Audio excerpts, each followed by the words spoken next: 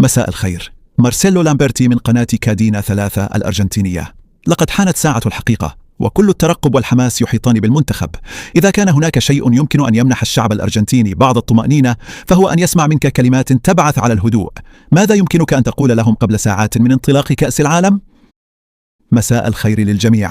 الطمأنينة موجودة بالتأكيد، لأن الأمر يتعلق بمباراة كرة قدم، ولدينا تجربة كأس العالم الأخيرة، ونعلم أن المباراة الأولى ليست حاسمة. صحيح أنها مهمة، لكن البطولة لا تنتهي عند المباراة الأولى. نحن بخير وهادئون، وسنواجه فريقا قويا يضم لاعبين كبارا، لكننا في حالة جيدة. إذا كانت الكلمة المناسبة هي الطمأنينة، فهي بالفعل كذلك. نحن واثقون، وأعتقد أننا وصلنا في الوقت المناسب وبأفضل حالة. نستور كليباتي من صحيفة لا أوبينيون وإذاعة الإسبكتادور في رافاييلا. عندما بدأت مهمتك كمدرب للمنتخب واجهت الكثير من الانتقادات، لكن مع مرور الوقت أصبحت بالنسبة لغالبية الجماهير. كيف تعاملت مع هذه التناقضات؟ وكيف تصل إلى بداية هذا المونديال؟ هل تشعر بأنك أكثر ثباتا وثقة؟ أنا كما كنت في اليوم الأول عندما توليت المهمة، لم يتغير شيء على الإطلاق، سواء عندما تعرضت للانتقادات أو بعد تحقيق الانتصارات أو الآن ونحن على أعتاب كأس عالم جديدة. أعتقد أن كلمة التوازن هي الأنسب. ما زلنا على النهج نفسه، ونعرف أننا نبذل أقصى ما لدينا من أجل المنتخب الأرجنتيني ومن أجل بلادنا، وهذا يمنحنا راحة البال. بغض النظر عن النتائج، كنا دائما نمتلك هذا الهدوء، ويمكنني القول إنني ما زلت الشخص نفسه. بالطبع تمنحك المباريات والخبرات السابقة مزيدا من الطمأنينة، لكن من ناحية الالتزام والشعور بالمسؤولية فالأمر لم يتغير. نحافظ على التوازن، ولسنا أفضل من أحد، كما أننا لسنا أقل من أحد، وهذه هي الحقيقة. ليونيل، معك ماكسي جريلو من TNT سبورتس. أعلم أنك ربما لن تعلن عن التشكيلة الأساسية لمباراة الغد، لكنني أود وبالتحديد عن حالة إيميليانو ديبو مارتينيز، وهل يمكن تأكيد مشاركته؟ الحرارة هنا شديدة، أليس كذلك؟ إنها قاسية بالفعل. أعتقد أن بيلسا أشار إلى الأمر بالأمس، وعلى أي حال ستعرفون التشكيلة لاحقا.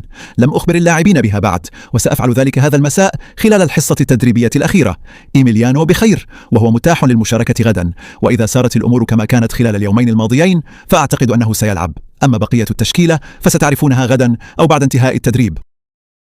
مرحبا مارتن، هل كنت هنا منذ البداية؟ نعم، اعذرني، فالأضواء تمنعني من رؤيتك جيدا. مارتن باليرمو من دي سبورت.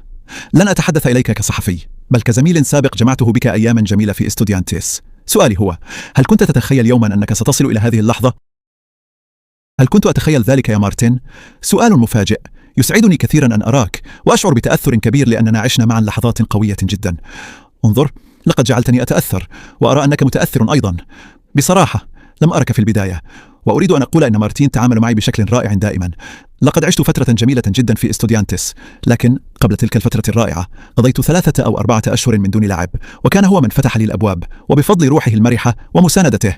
مارتين، صديق عزيز في عالم كرة القدم، وأنا أكن لك الكثير من التقدير. شكرا لحضورك. أنت تعلم مدى صعوبة هذه المهنة، كما تعلم كم هو جميل أن نكون هنا، وكم هو صعب أيضا. ندخل كأس عالم جديدة بكل احترام والطموح والحماس لتقديم أفضل ما لدينا. أعلم أن اللاعبين سيبذلون أقصى ما لديهم، وهذا ما نعد به الجميع. شكرا لك يا مارتين. بيدي بولوس من إذاعة كونتيننتال وبرنامج بانديتا TV.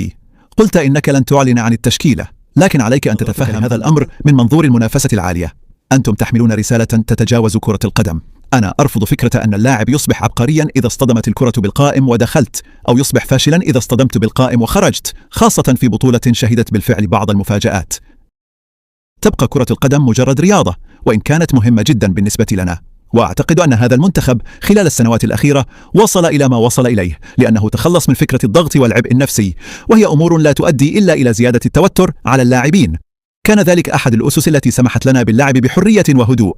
ففي النهاية مهما كانت النتائج، نحن هنا اليوم كما كنا قبل بنفس المشاعر ونفس التوتر الإيجابي، لأن ما نحتاجه ليس الضغط، بل ذلك الإحساس الداخلي الذي يشعر به كل أرجنتيني. الأهم هو أن نشعر بالفخر بعد المباراة مهما كانت النتيجة، وأن نكون مرتاحين لأن الفريق قدم كل ما لديه ولعب بالطريقة التي اعتاد عليها. هناك دائما منافس أمامك، وسواء دخلت الكرة إلى الشباك أو لم تدخل يجب أن تبقى مطمئنا لأنك بذلت كل ما بوسعك. صحيح أننا نتحدث عن كأس العالم، لكنها تظل رياضة، وهناك أمور أكثر أهمية بكثير من ذلك. نحن اليوم هنا، وحتى بعد الفوز بكأس العالم لم نقل إن كل شيء انتهى، بل علينا أن نستمر في المنافسة، وهذا في رأيي أفضل ما يميز هذه المجموعة. سنواصل القتال، وسنواصل محاولة جعل الأمور صعبة على المنافسين، وهذا لن يتغير. هذا هو هدفنا الأساسي. كيخار من قناة 12 تشوبوت وإذاعة ميجا 98. قبل أيام تحدثت عن لاعب انتظر استدعائك إلى المنتخب بكل تواضع وكان يحلم بالمشاركة في كأس العالم. كيف تعيش هذه اللحظات معه سواء في الأحاديث الخاصة أو في العمل داخل الملعب؟ أتحدث عن ليونيل ميسي. نحن نراه دائما مبتسما ومستمتعا ونود أن تطمئن الجماهير كما تريد الجماهير أيضا معرفة حالة جوليان ألفاريز قبل ساعات من المباراة. أعتقد أنني تحدثت بالفعل عن ليو. ليس الأرجنتينيون فقط، بل أعتقد أن العالم بأسره يريد رؤيته داخل الملعب، يريد مشاهدته وهو يلعب، لأنه يمنح الجميع شيئا مميزا، وليس الأرجنتينيين وحدهم. ومن جهتي سأظل دائما على هذا الرأي، لا أرى أي جانب سلبي في وجوده داخل الملعب. بصراحة لقد لعب في ظروف مختلفة، لكنه كان دائما حاضرا، وكان دائما لاعبا أساسيا ومهما بالنسبة لنا، والآن سيكون أكثر أهمية من أي وقت مضى، وهو يبدو بحالة جيدة.